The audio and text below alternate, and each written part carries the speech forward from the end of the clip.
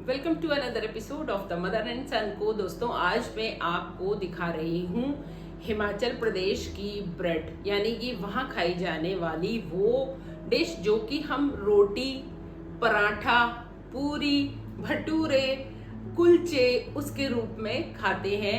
इसके साथ सब्जियां, दही, रायता कुछ भी खाया जा सकता है। और अगर इसको घी लगाकर खाया जाए तो आनंद ही आ जाता है। तो चलिए मैं आपको इसकी रेसिपी बनाना दिखाती हूँ।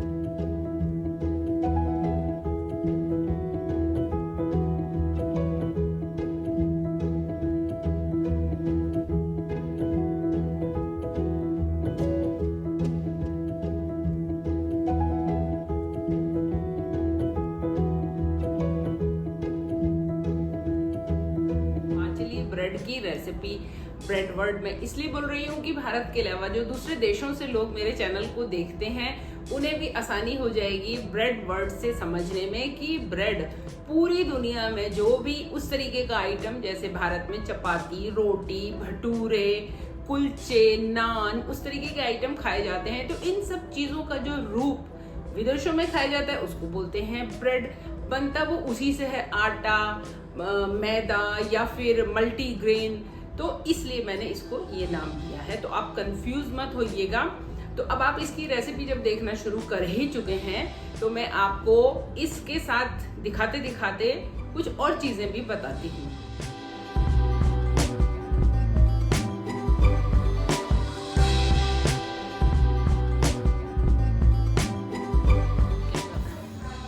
मतलब इसको मिलाना है। अच्छा, सारा मिलाएंगे इसको। सादा पानी है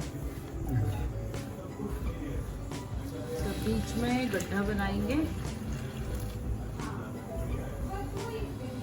इस ब्रेड का आटा, पहले मैं आपको इसका नाम ही बता देती हूँ। इसको कहते हैं यहाँ पर भटूरू या फिर कचौरी।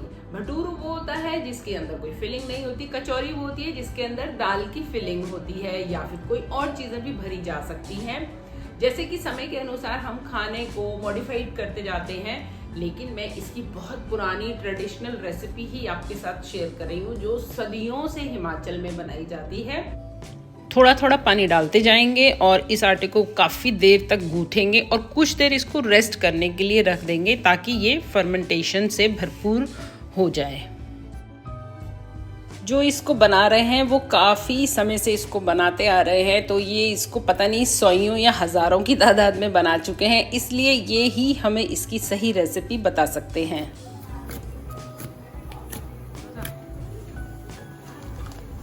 ऊपर से लगाएंगे।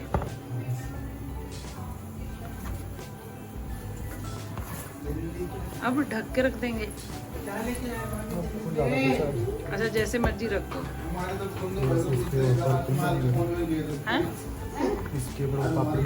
हाँ, पपड़ी नहीं बनेगी इस पे। अच्छा, ठीक है।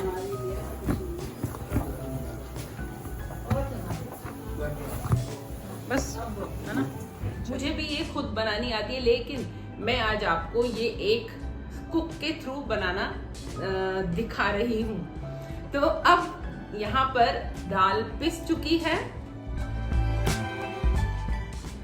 ये उड़द की साबुत दाल है जिसको कि रात भर भिगाया जाता है। उसके बाद सुबह उठकर इसको वॉश करते हैं, जितने भी एक्स्ट्रा छिलके निकलने हैं वो निकलने दिए जाते हैं। फिर इसको पीसा जाता है और पीसते हुए इसमें हम डालेंगे अदरक, हरी मिर्च और कुछ गरम मसाले, जो कि ऑप्शनल है, आप डालना चाहें तो डालें, क्योंकि उसको खाने से पेट अच्छा रहेगा और उड़द की दाल थोड़ी हैवी होती है, तो इसलिए।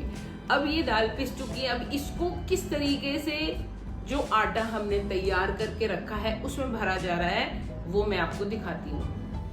अदरक, हरी मिर्च और कुछ गरम मसाले हमने इसको पीसते हुए डाल दिए थे और अब जो नमक है वो लास्ट में डलेगा, तो वो भी इसमें अब अच्छी तरह से मिक्स किया जा रहा है।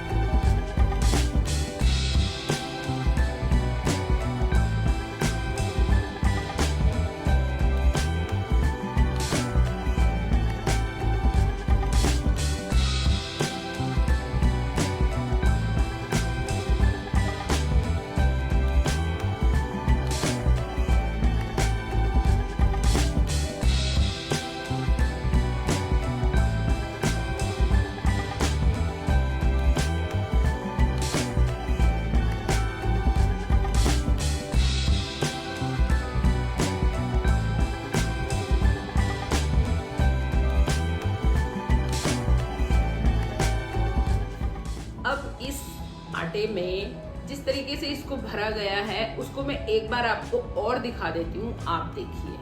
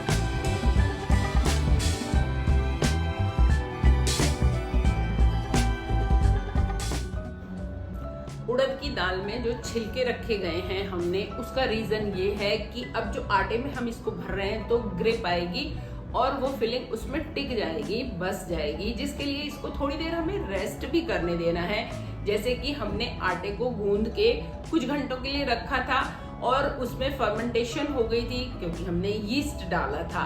तो अब मैं आपको दिखाती हूँ कि जब हम इनको फ्राई कर देंगे तो इनकी शक्ल सूरत कैसी बनके आ जाएगी।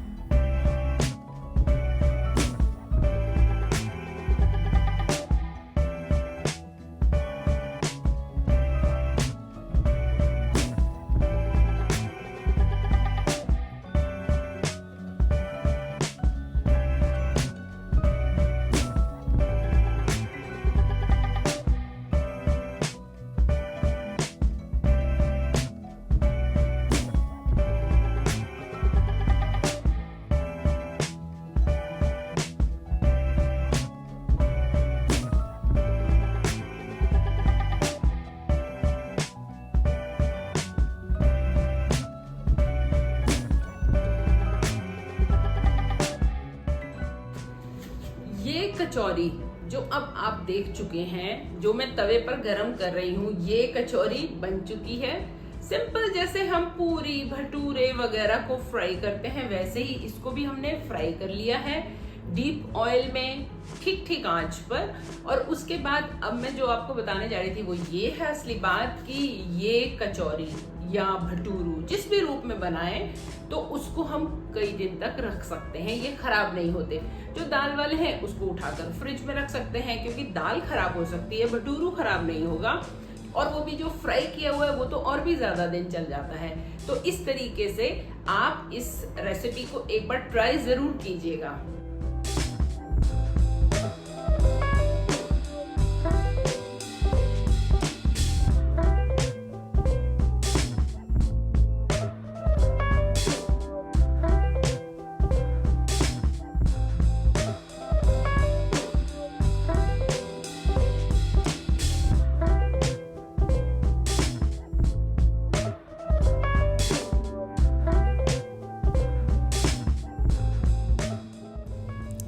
ये है दाल वाली कचौरी। देखिए अंदर इसमें दाल भरी हुई है और तवे पर जो साथ में एक छोटी सी कचौरी रखी है उसकी रेसिपी आपके साथ फिर कभी शेयर करूंगी, जिसको हिमाचल में बोला जाता है भल्ले। ये भी दाल से ही बनाए जाते हैं।